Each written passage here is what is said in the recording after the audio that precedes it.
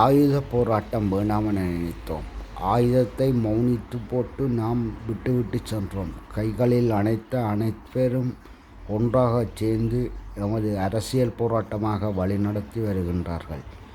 மக்கள் உயிர்களை கொல்வதல்ல அரசியல் போராட்டம். அரசியலிலே மக்களை காப்பதற்காகவே அரசியலாக எழுந்து வந்திருக்கின்றார்கள்.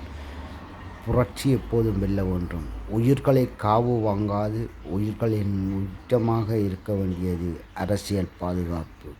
தலைமைத்துவம் என்பது மக்களை பாதுகாப்பதற்காக. கேட்பவர்கள் கேட்கலாம், கேட்காதவர்கள் போகலாம். ஏனெனில் சினிமா கவர்ச்சியையும் சினிமா போராட்டத்தையும் வைத்து நீங்கள் வாழ்வது ஒரு வாழ்வல்ல. உங்களுக்கான தலைவனை நீங்களே தேடுங்கள் என எமக்கொரு அறிவுரையாளராக, உலக அரசியல் ஆசானாக அண்ணன் ஒருவன் நமக்கு வழங்கிய வாழ்க்கையிலே இன்று நாம் கைபேசிகளிலோ எண்ணத்திலேயோ தமிழையே எழுதுகின்றோம். தமிழீழம் எழுதவில்லை.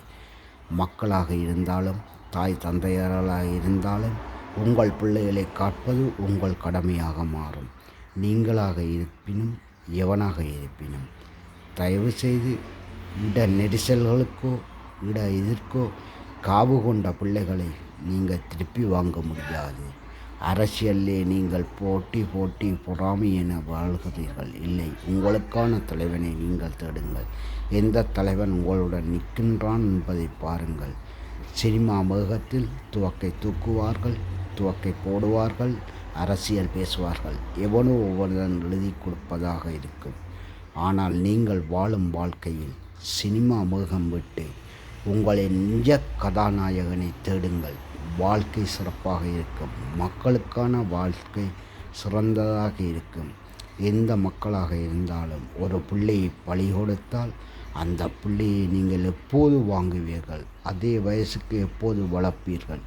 அந்த சிந்தனையுடன் உங்கள் வாழ்க்கையை தொடருங்கள். இனி இப்படியொரு தவறு நடக்காது. எந்த பிள்ளை எந்த இடிசல் நெருக்கை போனாலும் கால் கையை முறிச்சு போட்டு கொண்டு ஹாஸ்பிட்டலில் போடுங்க, ஆஸ்பத்திரியில் போடுங்க.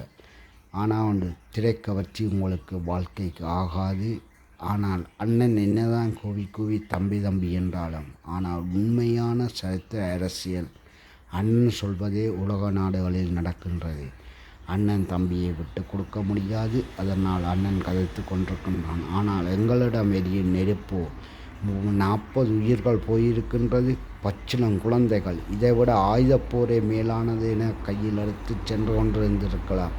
ஆனால் இப்படியான வாழ்க்கைகள் செல்லாதீர்கள். தயவு செய்து எனது தாய் தமிழ் மண்ணே, தாயே, உன்னை நேசிக்கின்றோம், உன்னை காதலிக்கின்றோம். தாய் மண்ணை மீட்க வேண்டும். இயற்கை வளங்கள் வாழ வேண்டும். இயற்கைக்காக நாம் ஈர்க்க வேண்டும் என்பதற்காகவே களத்தில் நின்று போராடுகின்றோம். பகலில் உங்களுக்காக போராடுகின்றார்கள். இரவில்